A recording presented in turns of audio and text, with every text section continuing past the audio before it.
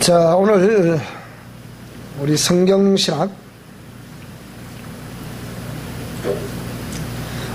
제4권 6강 에덴 동산 두 번째 한번 보겠습니다.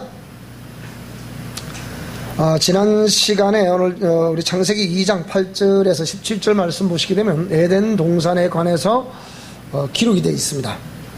간단하게 지난 시간에 증거했던 말씀의 내용들을 다시 한 번 더 요약해서 간단하게 전하면, 에덴 동산의 환경은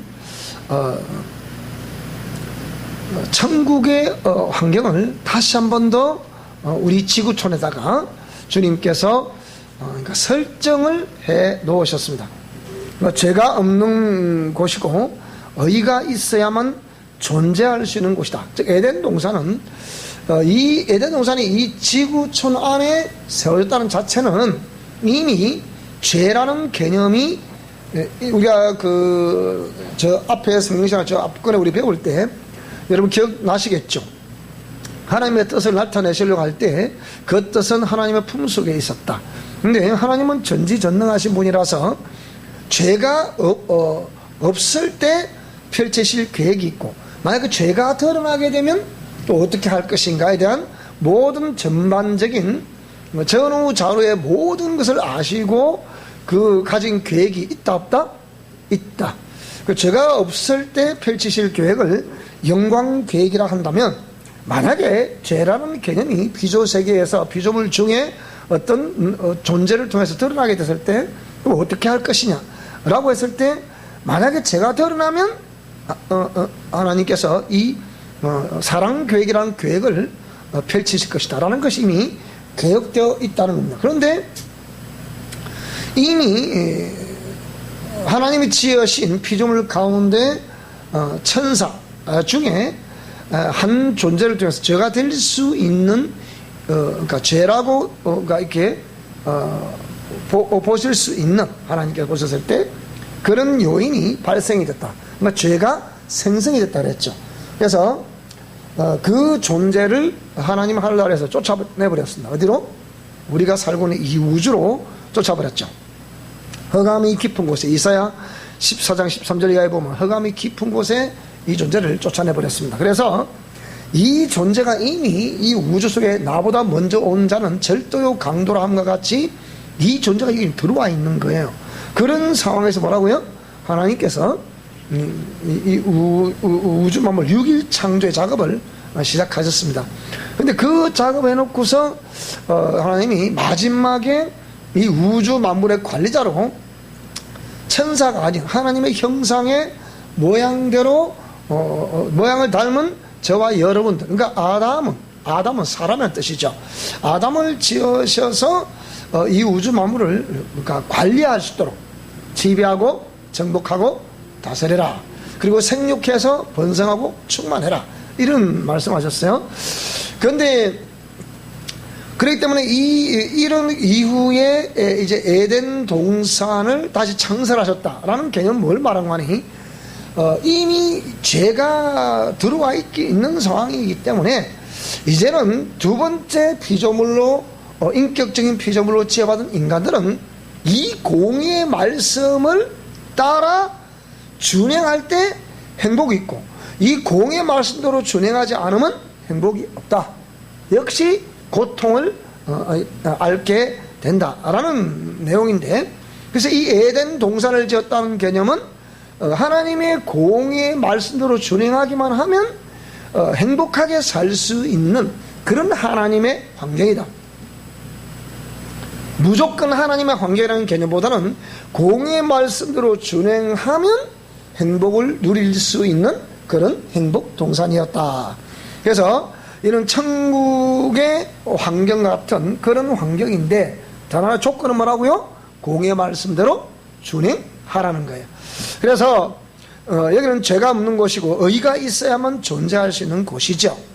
그래서 우주 만물이 이후에 우주 만물이 창조된 그곳에 이 에덴 동산을 이렇게 창설하셨다. 그래서 이곳에 생명나무와 선악을 알게 하는 나무의 그 실과, 그러니까 그 지식을 알게 하는 나무의 실과가 열리는 그 나무를 이렇게 동산 중앙에 이렇게 세워놓으셨다. 그리고 4개의 강. 그러니까 이미 여기에 선과 악을 알게 하는, 지식을 알게 하는 그 나무, 또 내지는 생명을 누리시는 어떤 그 나무, 이런 나무, 그 열리는 열매, 이런 나무가 있었다는 개념은 뭘 말하는 겁니까?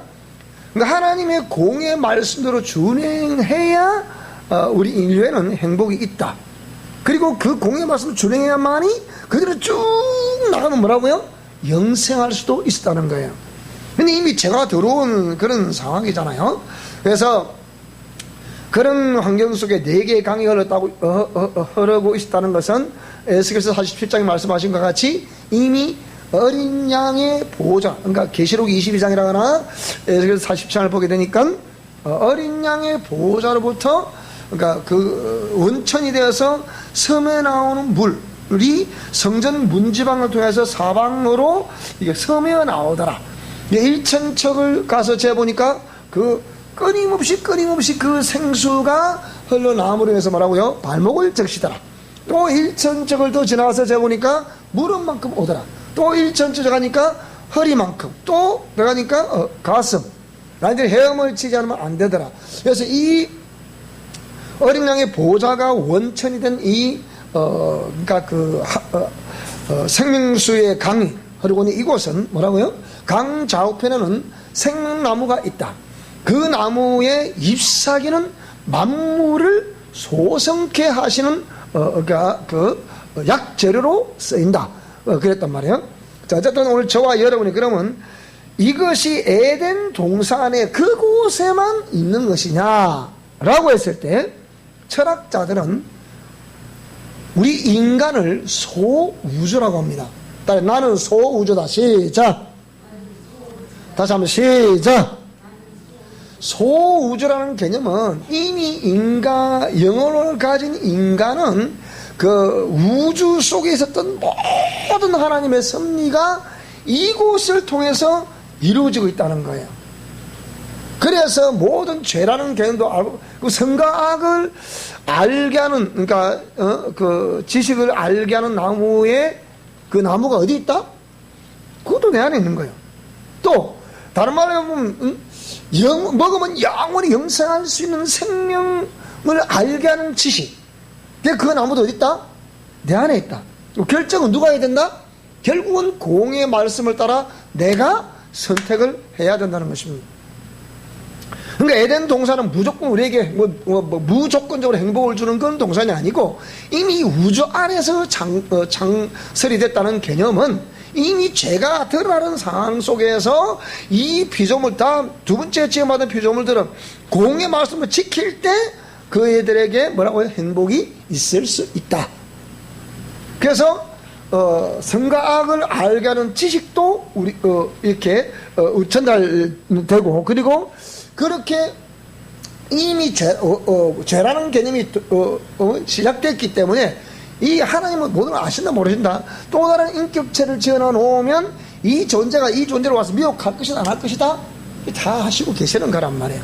그러니까 그렇지만 그 존재에도 인격을 부여했기 때문에 일단은 인격을 부여했다는 개념은 선택은 누가 하게 돼 있다? 선택은 내가 하게 돼 있다는 거예요. 그러니까 하나님이 절대로 강압적으로 하시는 분은 아니다. 항상 우리가 성경신학에 배울 때는 하나님은 절대로 강압적으로 하지 안 하신다. 지극히 인격적이다, 그 얘기예요. 오늘도 제가 수행을 마치고 내려오는데 제가 3군데 중에 한 군데를 이제 들으려고 마음을 먹은 거예요.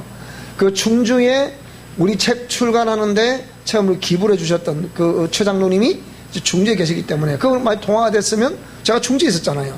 그 통화됐으면 거기에 그분을 만나고 오늘 지사 대접을 해드리고 우리 오려고 생각했거든요. 전화 안 받으시더라고. 아마 두 번째, 포항을 들었다 와야 되느냐. 포항에 또 우리 김윤수 목사님이 포항에 있는데, 그리 들러오거든요. 안 그러면 반대로 와가지고 김천에 우리 공부하시는 그분들이 김천에 있기 때문에 거기 전화해서 들었다가 와야 될 것인가. 아무 연락이 안 되는 거라. 그래서 하나님이 어디로 인도하실 것인가, 그건 내가 잘 모르니까. 그래서 근데 때마침 김천에서 전화가 온 거예요. 그래서 오늘 혹시나 시간이 계십니까? 그러니까 아유 오늘 시간 있다 그 얘기요. 흔쾌히 그래. 그래서 그거 갔다. 역시 갔는데 하나님이 거기를 향해서 말씀을 하시는 거예요. 맨제로 우리가 거기서 부흥을 했잖아요. 부흥을 했는데 부흥회 할 때 거기에 우리 지금 이제 이분들이 기거하고 있는 이 성산을 만들겠다는 그곳에 집회 마치고 약간 가봤잖아요. 가봤는데 그때 갈 때 하나님이 말씀하신 거 지금 갈 때 말씀 이는 성장이 돼 있는 거라 가니까 그러면서 하나님이 여러 가지 말씀하시는 거예요. 미래적으로 여기는 어떻게 해야 된다 그것도 말씀하시고 또 여기는 또 리드는 어떻게 해야 되고 또 관련된 이렇게 참모들은 어떻게 해요 이런 거 착착착착 말씀하시는 거예요. 참 역시 하나님 보내신 이유가 있구나라는 생각이 들었어요. 그것처럼 이미 하나님 모든 걸 다 아신다는 얘기예요.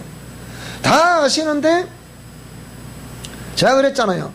어느 곳에 가든지 하나님의 어떤 장소든지 어떤 사람이든지 누구든지 처음 보는 사람이라 하더라도 저 사람에 대해 제가 하나님의 뜻을 알고 싶을 때 그 장소라거나 그 사람을 기도하면 꼭 하나님 한 두 가지 내 세 가지는 꼭 말씀을 하세요. 꼭 말씀하세요. 정확해 그게. 그래서 저 오늘 그 갔더니 딱 두 가지를 하나는 우리 미션 코리아함하고 협력을 하라. 제가 묻는 거예요. 네가 이거 왜 왔냐? 갑자기 그러시는 거예요. 제가 하나님 질문을 의도를 알잖아요. 딱 긴장이 되는 거예요. 네가 이걸 왜 왔냐? 그러시는 거예요. 그래서 이때 우리 사역자들이 대답을 잘해야 되거든요. 내 제자라서 내가 여기 왔습니다. 하나님 그럼 뭐라고 하나님 말씀하실까요? 그래 그렇구나. 그렇게 생각해요. 그런데 이럴 때 절대로 하나님은 우리를 향한 섭리도 있겠지만 그분을 향한 섭리도 있기 때문에 절대 하나님은 인격 대 인격으로 대하라는 거죠. 여러분이 생각할 때 제가 여러분들한테 여러분이 성도와 목회자 사이지만은 제가 여러분이 생각할 때는 어떻게 생각할지 모르겠지만은 나는 여러분 한 사람 한 사람 영혼을 대할 때마다 나는 내 양심적으로 일단 인격적이에요. 근데 여러분 선택하고 안 하고는 여러분 스스로 자유예요. 그거는 무슨 말이 됩니까? 여러분 생각하는 것도 자유고 또 말하는 것도 자유고 느끼는 것도 자유고 그거 다 여러분 자유예요. 그래서 그런 상황 속에서 하나님이 뭐라고 그러시냐? 너 여기 왜 왔냐? 딱 그 질문을 제가 알죠. 그래서 내가 긴장이 되는 거예요. 그래서 했죠.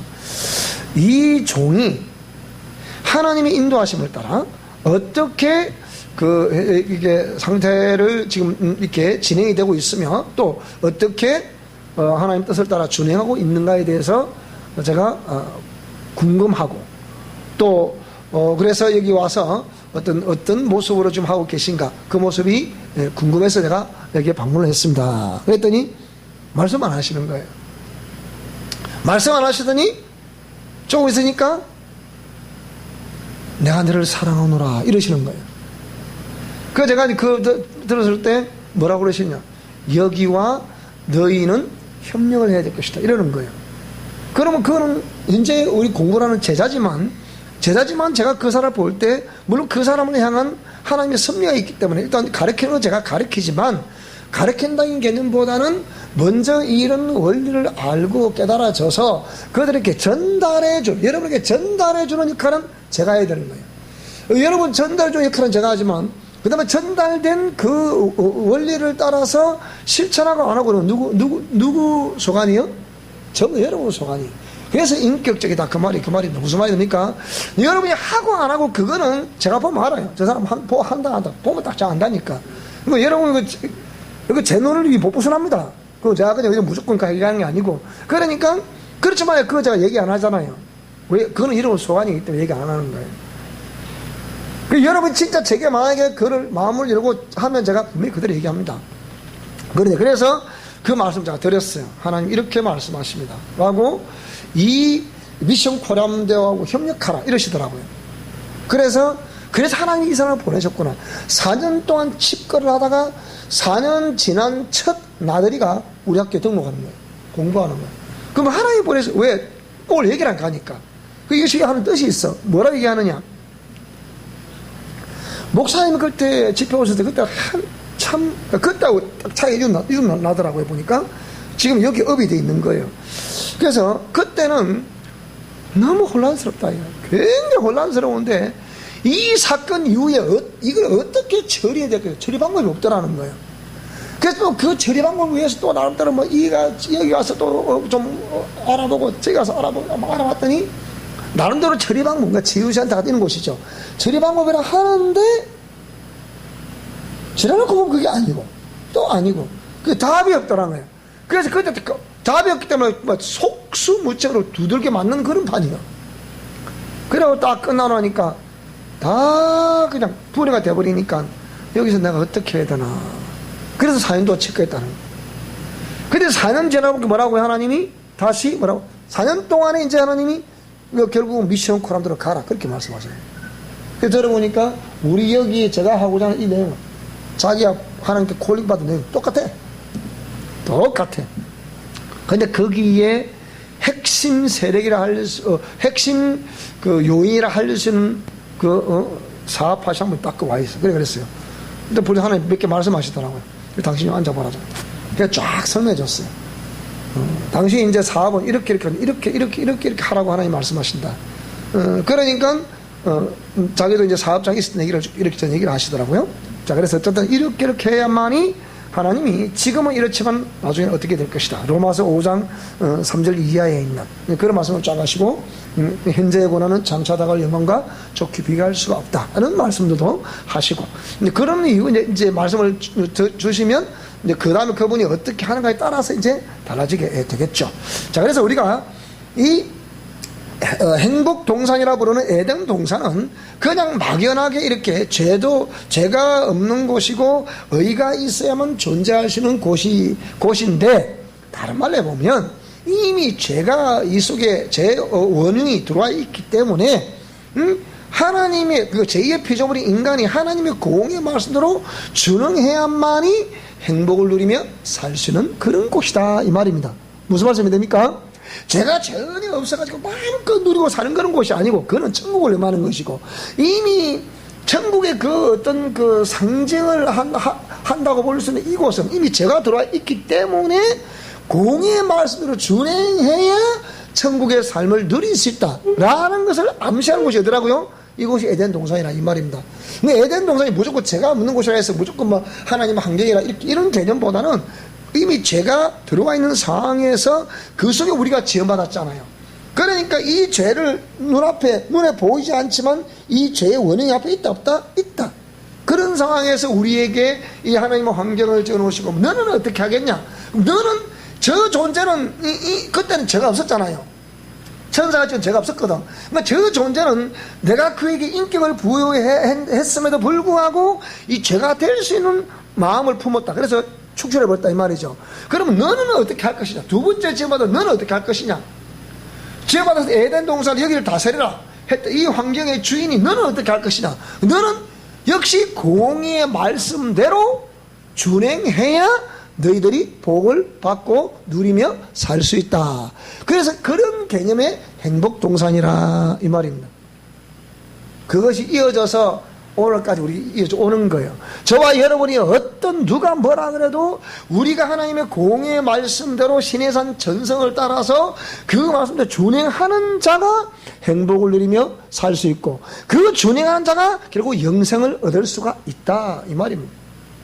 무슨 말이 되죠? 그래서 생명과와 선악과 있는데, 이 생명과 선악과 뭐라고요? 선과 악을 알게 하는 지식의 나무다.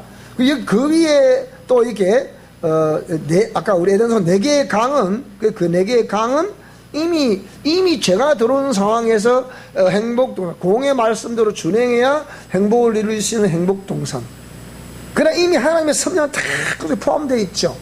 이 제2의 인격적인 존재로 지음받은 이 존재도 죄로 오염될 확률이 있다 없다? 다 아신다 이 말이에요.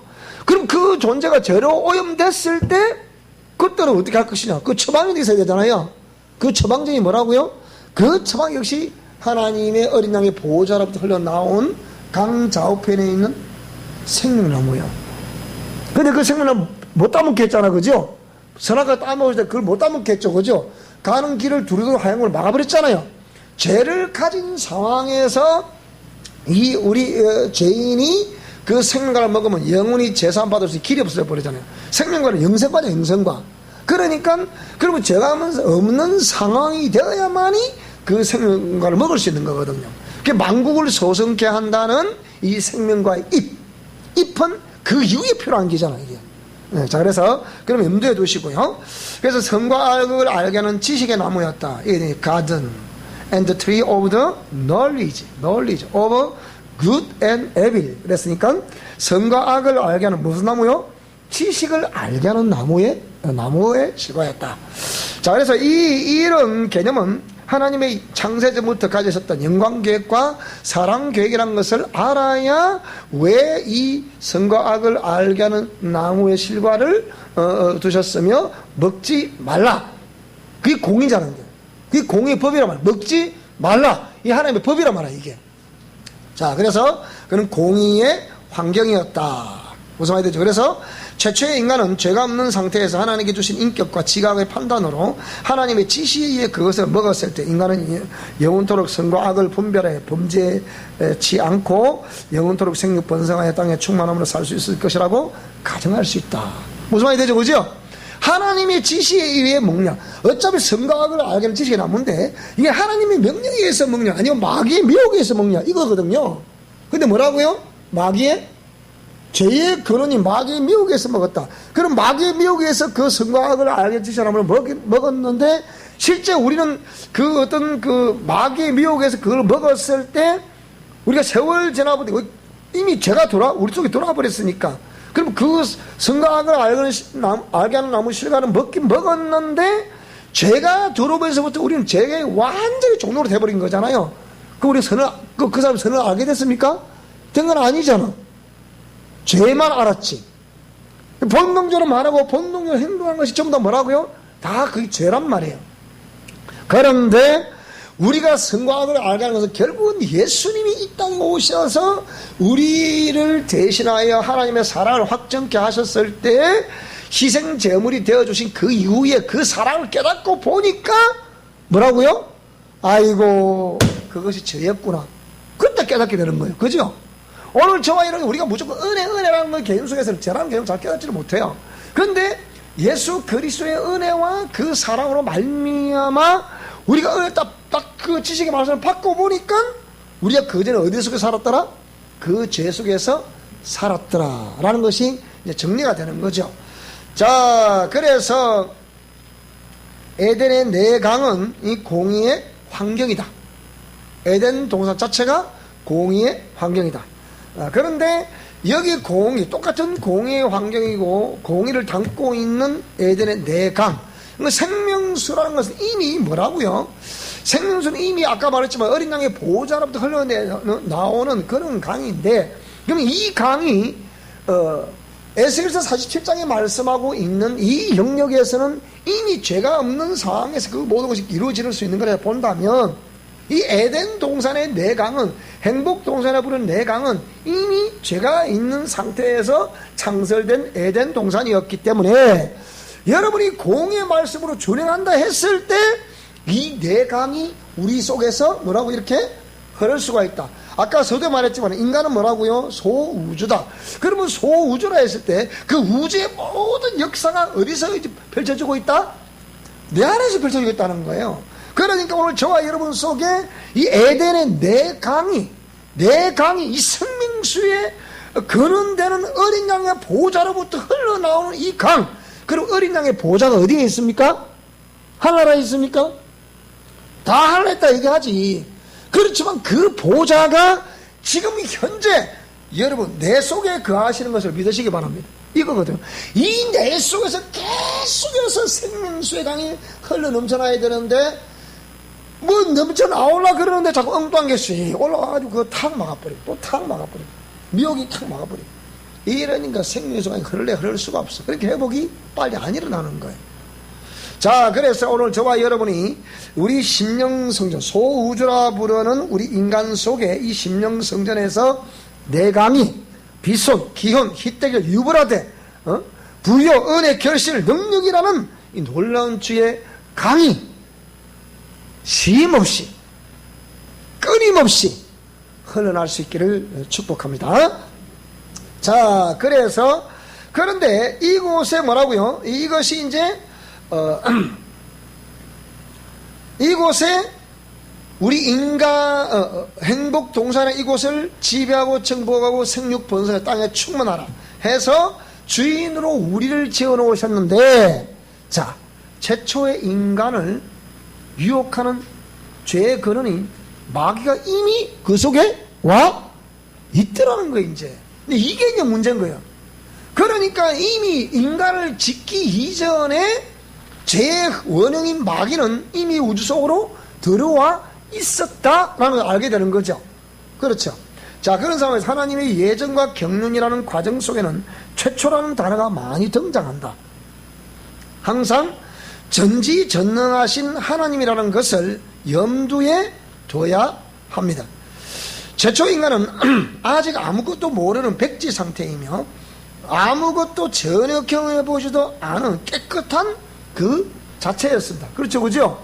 뭐 다 전부 처음이니까. 마치 백지 상태에 부여된 인격과 같아서 무엇을 그리며 무엇을 새기느냐에 따라서 그대로 모든 다 전부 다 최초야. 최초의 경험, 최초의 사건, 최초의 만남, 최초의 하여튼 누리는 보, 또 미혹 이런 식으로 전부 다 최초예요, 그죠? 최초라는 수식어가 이 에덴 동산 행복 동산의 두 번째 인격적인 피조물인 인간에게는 전부 다 최초예요. 그렇죠, 그죠?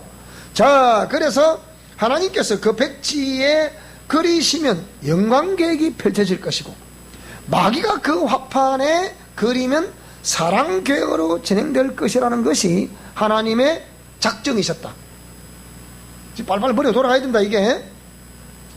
그 에덴 동산에 하나님께서 우주 만물을 지으시기 전 이미 캄캄하고 어두운 곳으로 쫓겨난 죄의 근본인 존재가 최초의 인간에게 접근해 오게 된 것이다. 아담과 하와는 아직 죄가 무엇이며 율법이 무엇인지, 선악과와 생명과를 먹으면 어떻게 되는지, 사망이 무엇이며 영생이 무엇인지, 하나님의 사랑이 무엇이며 심판이 무엇인지도 전혀 모르는, 아무것도 경험해보지 않는 백지와 같은 상태라 이 말입니다. 무슨 말이 되죠? 뱀이 인간에게 하나님보다 먼저 접근해 오므로 우리 인간에게는 고통을 당하지 않아도 되며 사망을 경험해보지도 않아도 될 수 있는 상황임에도 마치 백지와 같은 인간의 영혼에 죄와 사망의 그림이 먼저 그려진 거예요. 이미 공의를 가지고 이 행복 동산을 만들었음에도 불구하고 하나님이 그림을 그리시기 전에 뭐가 먼저 그림을 그렸다? 근데 하나님이 이미 그림을 이렇게 하라고 말씀하셨잖아요, 먼저 이렇게. 그러면 인간이 그림은 누가 사실 그려야 돼요? 하나님이 그렇게 말씀하시면 인간이 그림을 그려줘야 되거든. 따라 움직여줘야 된다 이 말이에요. 그러면 아름다운 작품이 나타날 수 있는 기잖아요. 그런데 거기다가 누가 그림을 더 그려버렸어요? 역시 마귀가 먼저 와서 죄와 사망의 그림을 그려버렸다 이 말이에요. 무슨 말이 되죠, 그죠? 그러니까 고통과 저주의 그림이 의의 그림보다 먼저 그려지게 된 것이라 이 말이에요. 우리 로마서 1장 5절 한번 볼까요, 한번? 로마서 5장 14절 한번 보겠습니다. 자, 로마서 5장 14절을 한번 보겠습니다. 아담으로부터 모세까지, 잘 보세요. 아담의 범죄와 같은 죄를 짓지 아니한 자들까지도 사망이 왕노릇했다. 우리가 아담의 같은 범죄를 지어서 우리가 죄인 됐습니까? 이게 죄의 유전자란 말이에요. 죄의 유전자. 그러니까 사망이 왕노릇하였느냐. 아담은 오실자의 모형이야. 근데 첫사람 아담이 나오고 이제 마지막 아담이 나오죠. 첫사람은 아담에 의해서 죄가 우리 속에 들어오게 됐다. 근데 마지막 아담이신 예수 그리스도를 통해서 그 모든 죄가 깨끗하게 처리가 되는 것이다. 그 말인데 24장은 어쨌든 모세로부터 아담으로부터 모세까지 아담의 범죄와 같은 죄를 짓지 아니한 자들까지도 사망이 다 왕노릇했다. 그 말입니다. 자, 그래서 이미 인간의 영혼에는 죄와 사망의 그림, 고통과 저주의 그림이 의의 그림보다 먼저 그려지게 되어서 우리는 내가 원하든 원치 않든 이미 그 저주 아래 우리가 태어난 거예요. 오늘도 내가 여기 젊은 친구들이라는 게 이걸 빨리 이해를 하더라고요. 죄의 유전자를 얘기하니까 금방금방 이해를 하는 거예요. 그게 참 편고 좋아. 그리고 이 세포와 과학적 영역을 그대로 얘기하니까 그대로 흡수하는 거잖아요. 유전자를 얘기하니까 유전자님이 다 아는 거잖아요. DNA, RNA 다 안단 말이에요. 그 다음에 세포가 다 알아. 세포 분화 다 알아. 조직 다 알아. 너무 설명하기 쉬운 거야. 몇만 나도 다 알아들으니까 팍팍팍팍 그 진도가 참. 그래서 하나님이 앞으로 우리 이거 말씀 가지고 좀 배운 식자청에서, 그러니까 제법 하이 클래스라고 부르는 청에서 이 말씀을 던지면 대단한 폭발력이 있겠구나. 특히 이런 계통에 근무하는, 의학 계통에 근무하는 사람들, 이걸 던지면 그대로 먹혀드는 거라. 생명과학 분야에 근무하는 사람들 이걸 던지면, 그게 우리가 이 박사 논문에 제가 나왔잖아요. 그 모 대학에 세계적인 과학자 그걸 만났을 때 딱 설명하니까 그럴 가능성은 충분합니다.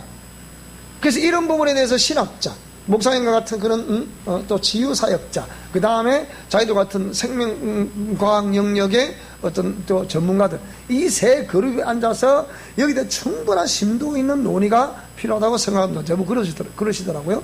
그걸 박사 논문에 그대로 썼잖아요. 자, 그러니까 앞으로 우리 이 미션 코람데오의 영성 실천 원리는 가면 갈수록 위력을 발할 수밖에 없다. 저는 제가 눈을 뜨고 살아있을 때 이걸 꽃이 안 핀다 하더라도 모르겠죠. 그걸 알 수는 없는 일이에요. 그런데 반드시 그는 제가 근거를 남겨두고 있는 한은 꽃피게 돼 있어요. 지난주간에 국립중앙도서관에 제 책을 지금 보내놨거든요. 앞으로 서점에 이게 클릭하면 이게 살 수 있어요. 제 책이 나와 있어요. 그러니까 이런 것들을 이제 미래적으로 이렇게 보면 이미 하나님께서 이렇게 그렇지만 제가 서점에 책을 함부로 공급 안 하잖아요. 귀한 책은 귀한 책일수록 제가 볼 때는 사람이 귀해야 그 책이 기준서를 알지. 그냥 보편적인 대중성이 있다는 책 나름대로 영향을 끼친다 하지만 한순간 바람 열풍으로 지나다 끝나버려요. 제가 근데 우리가 여러분 많이 권하는 잔느 기형에 관한 이런 책이라거나 몰리노스란 이런 책이라거나 또 나중에는 또 다른 어떤 그런 영상가들의 책이 수백 년을 거쳐도 지금 읽혀지는 이유가 뭐냐? 고전을 읽혀지는 이유가 뭐냐? 그냥 인류 고전이 아니라 그만큼 그 내용이 그 사람들에게 영향을 미치는 거예요. 이번에 총회소에 간데도 거기서도 설교하시면 그러죠. 우리 정보사님 책을 봤는데 이 한국 교회의 새로운 뭔가 그 어떤 프레임을 하나의 제시를 했다. 그래 놓은 거예요. 제가 총회 때 그 책을 다 나눠주기로 했어요. 우리 초원 목사님들한테. 그러니까 이게 제가 볼 때는 가면 갈수록 제가 어떤 근거를 남겨놓으면 이 책은 제가 그 책을 내용에 비해서 형식도 좋아야 되는데 시골에 책을 막 해놓으니까 형식이 좀 부족해서 그렇지 내용은 상당하거든요. 내용은 다 너무 좋다 그래요. 근데 이 내용에 비해서 너무 허접한 이게 인쇄 재본 기술 이래야 되려나 하여튼 그런 거. 내 지방에서 마음에 안 들어. 한양에다 맡겨야지. 자, 이래서 이제 하나님께서 생명의 그림보다 정말 말하자면 죄와 사망의 그림이 먼저 그려졌다. 그래서 내가 본의 아니가 우리는 뭐라고요? 그런 죄와 사망 아래 태어났기 때문에 내가 내가 원하는 바 선은 행치 아니하고 원치 않는 바 악은 행하게 되는 그런 고통을 우리가 속에 살아가고 있다. 그러나 이 하나님 말씀은 아까 공의의 법대로 해야 우리 복을 받을 수 있다 그랬죠. 그죠? 그러니까 하나님의 공의의 말씀은 뭐냐? 어쨌건 미혹을 당했건 어쨌건 뭐라고요? 진자는 이긴 자의 종이 되는 거란 말이에요.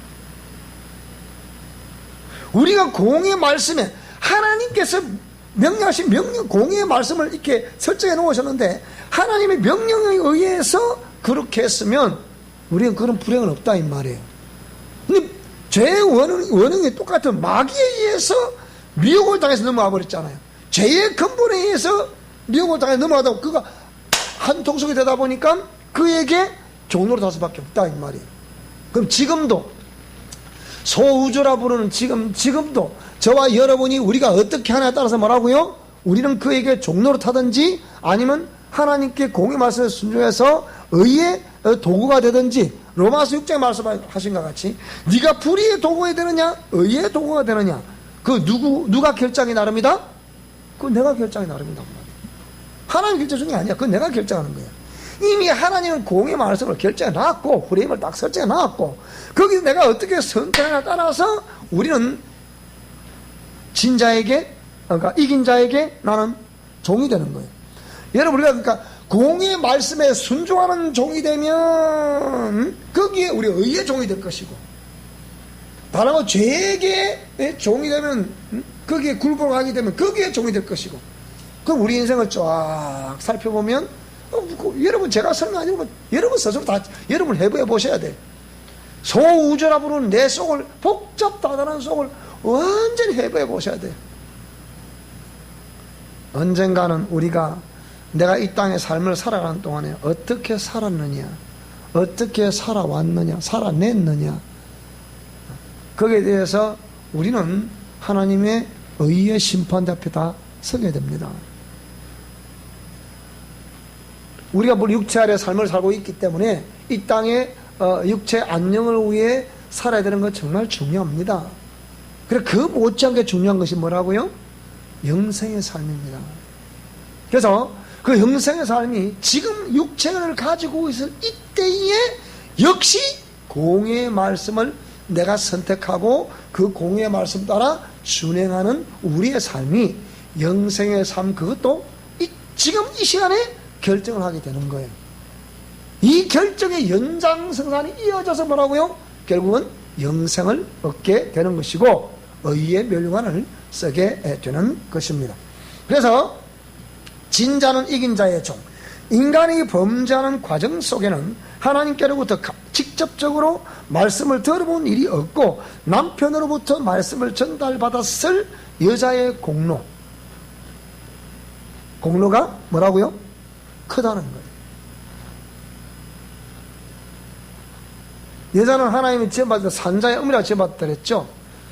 지금 이 페미니즘을 주창하는 수많은 여성 리더들이 자기가 아이 출산의 결정권을 내가 지겠다 이렇게 말하면 그건 하나님의 법칙에 정면으로 그걸 어긋나는 거예요. 하나님이 말씀하시는 것은 여성의 인권 자체는 우리가 인정해야 되지만 여성은 이미 하나님이 뭐라고요? 생육 번성 땅에 충만케 하는데, 그러니까 그럼 뭐 애기 낳는 도구란 말입니까? 이렇게 말하는데 그 통로로 지금 받은 것은 틀림이 없다는 거예요. 그래서 산자의 음이라고 표현을 쓴 거예요. 리빙 스피릿이라고 했잖아요. 모든 살아있는 사람들은 누구로부터 출생이 됐습니까? 전부 다 여성들로부터 다 출생이 다 됐잖아요. 저는 남성이지만 저를 누가 낳았어요? 여성이 우리 어머니가 낳았잖아요. 무슨 말이 되죠, 그죠? 그러니까 이 역할을 해야 되는데 말세가 되면 될수록 하나님보다 누굴 더 사랑한다? 자기를 더 사랑한다는 거예요. 여성이 여성을 하나님의 말씀보다 더 사랑하니까 뭡니까? 그게 페미니즘 주의자들이 되는 거예요. 니점. 하나의 이념입니다, 이념이. 그걸 돼버리니까 뭐라고요? 결국 그는 하나님이 없다는 사상 때문에 그냥 오는 거거든요. 그래서 이 인권이란 이 미명 아래 잘 포장된 이 포장 속에 사단의 혀가 그 속에 들어가 있는 거거든요. 자, 그래서 남편으로부터 말씀을 전달받았을 여자의 공로가 크다. 백지인 인간의 영혼에 어두운 그림이 본격적으로 그려지기 시작한 것입니다. 자, 하와에게 뭐라고요? 하나님께로부터 각종 동산나무의 실과는 네가 임의로 먹되 동산 중앙에 있는 선악을 알게 하는 나무의 실과는 먹지 마라. 먹나는 정령 죽으리라. 라는 말씀을 들어본 적이 없다. 이후에 남편인 아담으로부터 전달을 받았을 뿐이다 얘기해요. 성경이 보면 이미 하나님이 아담을 늦지었죠, 그죠? 그렇고 하나님 아담 뭐라 그랬어요? 네 먹지 말고 죽는다. 그 보니 그러고 이제 딱 아담을 보니까 너무 외로워 보여. 독처하는 것이 하나님 보시기 좋지 못해서 뭐라고요? 그래서 도는 배필을 지으리라 해서 여자를 지었잖아요. 뭐, 그러면 결국 그 누가 먹지 말라는 그 말씀 전달해 줬겠어요? 남편인 아담이란 말이에요. 모든 질서는 여성들이 참 억울하겠다 할지 모르겠지만은 하나님이 그 머리인 남자로부터 지시를 받고 이렇게 움직일 수도 이렇게 되어 있거든요. 그런데 지금 인간은 인격권을 가졌기 때문에 하나님이 그래서 그 질서를 따라가 하되 남성은 남성들대로 하나님이 부여하신 말씀대로 아내를 내 몸과 같이 사랑하라고 말씀하시는 그 말씀을 준행해야 되고, 또 아내들은 남편을 하나님 성의되실 길 받들어야 한다는 말씀을 이리 준행하는 건데 상호 뭐라고요? 상호 그 말씀을 서로 상호간에 중요하는 가운데 그렇게 준행하면 우리 인간은 지금 인격 자체를 무시 못하도록 돼 있다니까. 그래요 안 그래요? 아이고 내하고는 아무 상관이 없이요. 그렇게 생각해요? 그래서 마귀는 남자를 미혹한 것이 아니고 하나님의 말씀을 남편으로부터 전달받은 여자에게 접근하여 그 여자를 미혹했습니다. 그래서 뱀이 뭐라고요? 참으로 너희대로 동산 모든 나무의 실과는 먹지 말라 하시더냐 이렇게 질문했잖아요. 그러니까 여자가 뭐라고 그래요? 동산 나무의 실과는 우리가 먹을 수 있으나 먹을 수 있다 다 먹을 수 있다 그랬지. 그러나 동산 중앙의 나무의 실과는 먹지 마라. 먹으면 정령 준다 그랬잖아요. 그런데 뭐라 그래서 이게? 하나님 말씀 너희는 먹지도 말고 만지지도 마라. 너희가 죽을까 하노라. 자꾸 이게 이제 변질이에요. 인간의 생각이 개입되면 자꾸 하나님의 본질이 변질이 되는 거예요. 이렇게.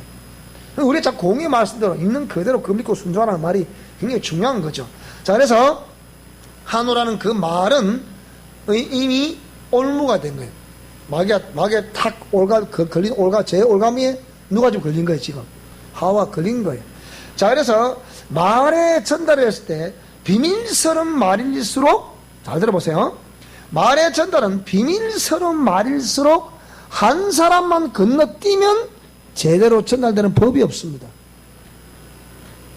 여러분, 이게 무서운 거예요, 이게. 그러니까 우리 영성 실천을 올려드리면 완전히 내가 해부당하는 것과 같은 그런 기분이 들어요. 한마디 말이라도. 그 왜 그렇습니까? 제가 많이 당해봤잖아, 그걸. 많이 당해보고, 많이 보고, 그러니까 비밀스러운 말일수록, 우리 그 오전 속담에 뭐라 그랬어요? 남말은 누가 들어요? 반말은 누가 든다 그랬어요? 하여튼 뭐, 지가 듣는가, 제가 듣는가 모르겠다만은 잘 정리해 보세요. 그래서 제대로 한 사람은 건너뛰면 제대로 전달되는 법이 없어요. 그 죄가 이미 딱 살아 있기 때문에 한 사람 건너가면 말이 붙어가고 또 내일은 있는 것을 빼버리고 없는 것을 더하고 그래서 자기 입장 곤란한 걸 자꾸 피하려고 하죠. 하나님 그거 알겠어 모르겠어요. 그게 미혹이거든요. 예를 들면 그게 죄다. 얘가 지금 한마디로 하나님 죽을 죄를 졌습니다. 이러면 게임 끝나는 거예요. 근데 뭡니까? 자꾸 그걸 돌리는 거예요. 이렇게 돌리니까 우리 어찌 되겠습니까? 그러면 해결점이 없는 거예요. 그래서 먹지 말라. 네가 먹는 날에는 정령 죽으리라. 그랬는데 뭐라고요? 먹지도 말고 만지지도 말라. 이 만지도 말에 말이 있습니까? 이게 없잖아 이게. 근데 뭐라고요? 이 쑥 들어간 거예요. 이게. 말이 이렇게 달라진다 이렇게. 정령 죽으리라 그랬는데 죽을까 하노라.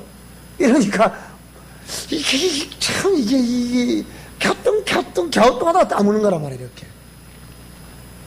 너희가 결코 죽지 아니하리라. 그것을 먹으면 너희 눈이 바라가 하나님과 같이 되어 선악을 알 줄을 하나님이 아십니다. 마귀의 미혹은 뭐라고요? 결코 죽지 아니하리라. 하나님의 상세한 설명을 곁들이 말씀하심에 의해 먹었다면 어찌 됐을까요? 죄가 없이 선과 악을 정확하게 구분함으로 영원토록 생육 번성에 살 수도 있었을 것이라고 가정할 수 있습니다. 근데 죄의 근원이 마귀의 미혹에서 먹었잖아요. 그래서 진짜는 이긴 자의 종이 되는 거예요. 인간은 마귀에게 일생을 지배당할 수밖에 없다 이 말이에요. 그래서 여기 나와 있는 베드로후서 2장 19절 로마서 6장 16절 달달달달 외우셔야 됩니다. 외우셔야 돼요. 그래서 인간의 영혼은 백지의 상태에서 저주받은 존재의 명령된 그 말에 순응함으로 동참함으로 다시는 돌이킬 수 없는 죄악의 수렁에 빠져서 정복당하게 된 것이에요. 오늘 저와 여러분이 이런 우리 미혹, 바울도 디모데전서 4장 1절을 보니까 후일에 어떤 사람들이 믿음에서 떠난다는 거예요. 그래서 미혹해 하는 영과 귀신이 아주 좋다. 이런 완전히 우리 믿음에 떠난다는 그런 개념이 아니고 그 공의 말씀 속에 있어야 되는데 공의 말씀 속에 있는 존재를 미혹하는 자에 의해서 공의 말씀대로 준행하지 못하도록 믿음에서 떠나버리게 만든다 이 말이에요. 그게 한 번, 두 번, 세 번 자꾸 하면 할수록 우리는 하나님께 못 돌아오는 거예요. 그러니까 그럼 그때 되겠습니까? 왜냐면 땅을 치고 통곡을 해야 되는 거예요. 그래 이를 악물고 뭐라고요? 몸을 쳐서 막 자기 몸을 쳐야 돼. 그래 어디 가요? 복종해야 돼. 복종해야 돼. 그렇게 안 하면 여러분 힘듭니다. 왜 무릇 있는 자에는 더 있게 하고 없는 자는 있는 것도 빼앗긴다고 말씀하는 것에 대해서 잘 이해를 하셔야 돼요. 우리가 한 번 하나님이 이 말씀에 범죄하게 되면요 딱 두 번 미혹을 당하게 돼 있어요. 정확해요. 그거는 두 번 미혹당하면 네 번 미혹당하게 돼 있어요. 네 번 미혹당하면 8번 미혹당하게 돼 있어요. 그럼 걷잡을 수 없게 돼요. 그러면 그 많은 세력들을 모고 들어온다니까요. 이거 전에보다 지금이 더 악하게 되는 거예요. 그러니까 7배나 더 악하게 되는 거예요.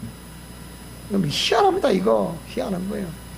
그래서 오늘 저와 여러분들이 우리 자신을 철저히 해부를 해보고 이렇게 소우주라는 우리 나의 내면을 철저히 해부를 해봐서 정말 이를 악물고 우리의 공의 말씀대로 지키려고 하셔야 돼요. 무슨 말씀이 되죠? 그것이 내 영혼이 사는 길입니다. 그것이 내 영혼이 사는 길이고 우리 가정이 사는 길이고 나의 자녀들이 사는 길이고 온 인류가 사는 길이 바로 여기에 있습니다. 무슨 말이 되죠? 자, 그래서 세상 임금인 마귀와 분리 유전되는 인간의 그 죄성. 읽어보고 마치겠습니다. 자, 죄의 근본인 마귀는 뱀을 앞장세워 최초의 인간이 죄가 무엇이며 의가 무엇인지, 영광 계획이 무엇이며 사랑 계획이 무엇인지, 천국이 무엇이며 지옥이 무엇인지, 사망이 무엇이며 영생이 무엇인지도 전혀 모르는 백제와 같은 영혼을 소유한 인간에게 접근하여 하나님의 말씀을 불순종케 함으로 마귀는 합법적으로 뭐가 됐다? 세상 임금이 된 거예요. 세상을, 모든 세상을 지배하는, 즉 인류를 지배하는 임금이 됐단 말이에요. 그래서 인간을 지배할 수 있었던 것이다. 그때로부터 최초의 인간들은 아담과 하와죠. 그러니까 죄인인 인간들을 생산할 수밖에 없었고, 그렇잖아요. 죄인 아비와 죄인 어미가 결합을 해서 사랑의 선물에 선물을 낳았는데 이게 또 뭐더라? 이게 또 죄인이더라. 오늘 물었어요. 오늘 그걸 물었어요. 그 핵심 용어를 물었어요. 당신은 누굴 닮았냐 그러니까 엄마요. 내가 보기 목숨을 아빠 닮은 것 같은데 그 성품도 엄마 닮고 성격도 엄마 닮았대. 저기 다 엄마 닮았대. 그래 무전히 구리 생각을 하니까 자기보다 그렇대. 엄마를 많이 닮았 자기는. 여러분 내 딸은 누굴 닮았나요? 내 딸은 내를 닮았다. 아니면 저 아빠를 닮았다. 우리 아들은 누굴 닮았나요? 제 아빠를 닮았다. 나를 닮았다. 따라서 생각해 봅시다. 그러면 생각해보고 그것이 그 아이에게 나타나는 그 현상이 어디서 갔다? 여러분 남자는 내 밖에 없어요. 여러분 여자잖아. 따라했어요. 인연으로부터 그것이 흘러가 싸움나이다. 이래야 되는 게잖아. 그래 안 그래? 그래 안 그래 여러분? 저는 하나님 여러분으로부터 그게 어떻게 흘러갔네요. 이래야 되는 것이고, 여러분 뭐라고? 여러분 저거 하나님 직면. 아이고 인연한테 흘러나갔네 하나님. 이걸 내가 때문에 죽게 됐겠네. 이렇게 해야 되는 게 해결된다니까요. 그래 여러분도 살고 여러분 자녀도 사는겨. 그렇죠, 그죠? 빨리 맞춰야 돼. 재미없어서 보니까. 그래서 인간의 영혼은 분리유전되는 것이기에 죄인 아버지와 죄인 어머니가 결합하여 자녀를 생산하였으니 그것 또한 죄인일 수밖에 없는데, 그 죄의 유전은 즉시 그의 자녀였던 가인을 통해서 죄가 유전됐다는 것을 확인할 수 있는 것이다. 무슨 말 이해되죠? 그러므로 성경은 모친이 죄 중에 나를 잉태하였다 라고 시편 55절에 기록하고 있죠. 모든 사람이 죄를 범하였음에 하나님의 영광이 이르지 못했다고 기록하고 있습니다. 로마서 3장 23절에 즉 죄의 아비인 아담과 죄의 어미인 하와 사이에 태어났으니 인간이라면 누구든지 죄인이요 창조주 하나님을 알 수가 없었으며 본능적으로 그 영혼은 자신도 모르게 사탄을 추종하는 대열 속에, 우상을 숭배하는 대열 속에, 귀신의 가르침을 쫓는 대열 속에 합류하게 된 것이라 이 말이에요. 그런데 교회를 만약에 다니면서도 이렇게 한다면 그거 가능성이 있을까요? 공의 말씀을 들으면서도 만약 그렇게 한다면 가능성이 있을까요? 이거 생각해 봐야 되잖아요. 그러므로 우리는 하나님에 대하여 무지한 그들에게 하나님을 제대로 알려야 할 의무가 있는 것이다. 이게 누가 해야 될 겁니까?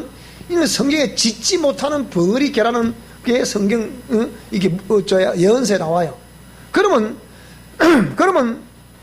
이 말씀은 일단은 강단에 선 주의 선지자들, 주의 종들이 공의 말씀을 그대로 먼저 외쳐줘야 되는 거예요. 외쳐주면 백성들은 그 말씀 듣고 거기에 조명 아래 이게 하나님이 나게 하시는 말씀이다 라고 생각하고 우리 자신을 하나님 말씀대로 이렇게 다듬어 가는 거잖아요. 그죠? 그게 성령의 검이라. 무슨 말이 되죠? 그런 상황에서 마귀는 우리 인간은 합법적이기는 하나 속이면서 지배를 하고 있는 것이. 그래서 요한복음 8장 44절에는 마귀를 죄의 아비라고 그러는 거예요. 거짓의 아비라고 그러는 거예요. 우리가 살고 있는 이 세상은 죄와 의가 뒤범벅이 되어 삶을 살아가고 있다. 로마서 6장 12절 13절에 나와 있습니다. 모든 이 내용이 전부 다 성경이다. 성경 구절들 다 달려있어요. 그 찾아보면 딱 그 내용이야. 그러니까 제가 지금 하는 내용이 아니고 이는 전부 다 성경이라니까. 이게 성경 구절을 그대로 구절을 대로 쫙 써놓으면 이게 다 연결이 되게 돼 있어요. 이렇게. 그래서 이 모든 인간 세계가 눈으로 보이는 세계가 전부가 아니라 눈에 보이지 않는 세계가 엄연히 존재하고 있다는 사실과 죄와 사망이라는 것이 지금도 우리가 모르는 사이 새로 태어나는 아무 죄가 없어야 할 아이들에게도 죄와 사망과 저주가 분리 유전되고 있다는 것을 알아야 한다. 그러니까 우리가 이 우상 숭배했던 거에 대해서 회개기도 안 하면 되겠습니까? 무슨 말이 됩니까? 그래도 이 통로를 끊지 않으면 되겠습니까? 그래도 과연 이 보혈을 가지고 강력하게 사역을 안 해도 되겠습니까? 그래도 내 안에 역사하는 이 영들과 싸워 이겨야 되는데 그들 놔두면 되겠습니까? 안 되잖아요. 어쩔 건데 그러면 뭐 그대로 놔둬? 벌어져도? 그거는 진정한 하나님의 자녀들이 아니지. 그렇잖아, 그죠? 싸워 이기시기 바랍니다. 그 싸워 이기는 자에게 뭐가 흐를 것이다? 에덴 동산에 내 강이 흐를 것이다. 생명수의 강이 흐르게 될 것이다. 이 이후로 오늘 이 시간 전부터 이 시간 전에까지는 어떤 일이 있었다 하더라도 자꾸 매일 이런 오늘 이 시간 이전에 어떤 일이 있었다 하더라도 이거는 여러분이 해당사가 안 되잖아. 여러분 이미 이게 한 번 듣는 겁니까? 오늘 처음 온 사람이 왔을 때 이게 해당되는 상황이지.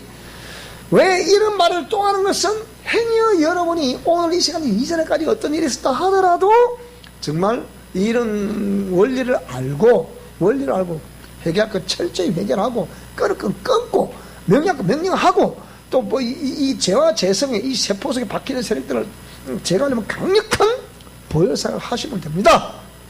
원리가 다 나와 있는데 그리고 예습관을 이를 악물고 고쳐야 되라고. 절대로 내 생각 중심으로 되는 건 아니라니까. 내 주위를 생각하지 않으면 그거는 방법이 없어. 그건 계속 내 생각대로 움직이는 거니까. 그러면 안 되거든.